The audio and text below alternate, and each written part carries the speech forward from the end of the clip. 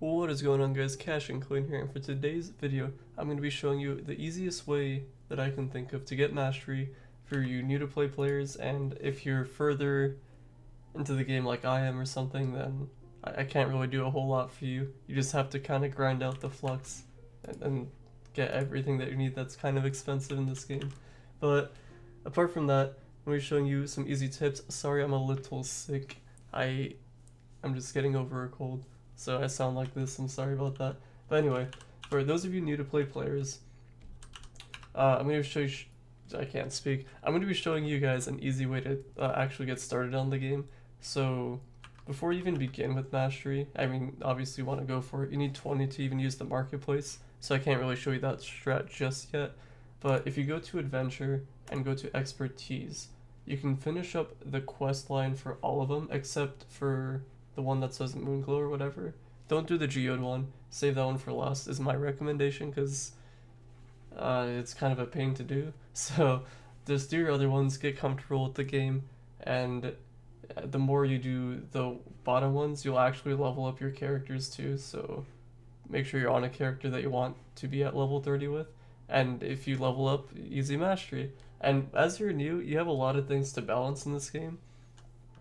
So you want to be grinding out your chaos cores, which you get by chaos chests, which drop from dungeons, and you can open it for a chance to get some chaos cores, which you need for a lot of these things, which are it's kind of hard to go for. So I wouldn't like just gather up your chaos cores. If you can craft something in here, go for it. Also your mount taming bench. There's a lot of mounts in here, and if you ever get a talisman, this is the stuff that usually drops when you're doing adventure worlds. I've had a couple drop. I don't really get them that commonly though, but you'll want to craft these whenever you can as well. So every hour in the game, there's going to be a challenge that appears on the right side, and that's for your dragon coins. And if you have patron, this kind of just helps you out in general. You'll be able to get coins, and you'll get lesser dragon caches. And if you fill up the karma bar, you'll get 20, or no, 25, which is pretty good because you want to be getting your dragons. I have 754 dragon coins because I've got most of them, and that's like a really good way to get mastery and power rank at the same time. You want to also get your primordial dragons also, because that's what gives you a bigger portion of your power, not a big portion of your power rank, but in terms of like dragons, they give you a lot. So do that. You want to balance out that, you're leveling up your chaos cores.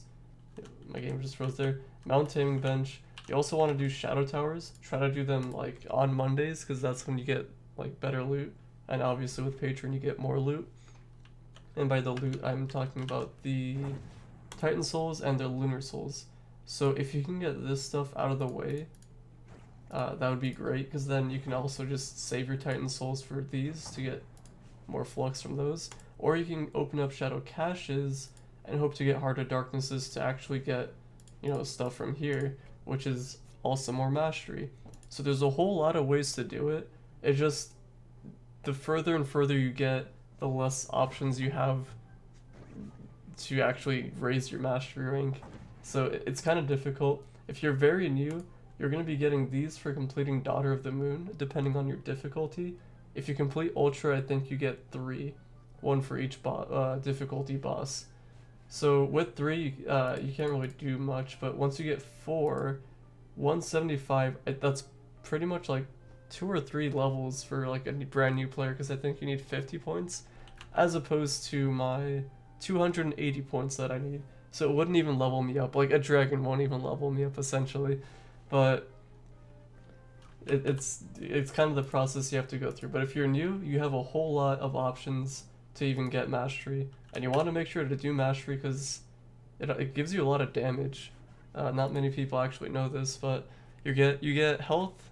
I'm repeating myself a lot. You get health and damage. So the health stat is nice because you can actually use it to farm with, assuming you have like perfect gems with no max health on any of them. So the health stat kind of helps so you don't die as often. And then the damage stat is nice because if you have like 5 mastery levels, and if you add like 500 like I do, the damage kind of just adds up. So it's good to actually go for that. So yeah, apart from that, an easy way to just go about it is the marketplace. I like to hide the collected to see like what I have and don't have, and then sort by unit price because that's pretty handy. I'm gonna be like, I already have a lot, so it's just gonna show me like random stuff like style stashes because I'm still kind of new. I don't have any of these. So what you would want to do is go to like allies and click search. You're gonna have a lot more options if you're new, but you're gonna get stuff like this. This is fairly easy to like. This is 100 flux. Like pretty easy to get for a new player. Don't get like a lot like these people are selling. There's really no point. You're just gonna learn it and that's it. You're gonna move on to the next item, get one, and that's gonna be it. There's a whole lot of things you can get in here. So if you have the flux, I would get that immediately. So you can just kind of get on your way. Same with mounts. There's a lot of cheap mounts. Like this is fairly cheap. This is really easy to get anyway, so you don't really have to buy it.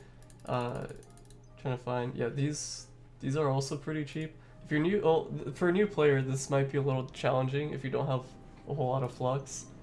But the more grinding you do, I guess, the easier it will be for you to actually buy this stuff for the mastery.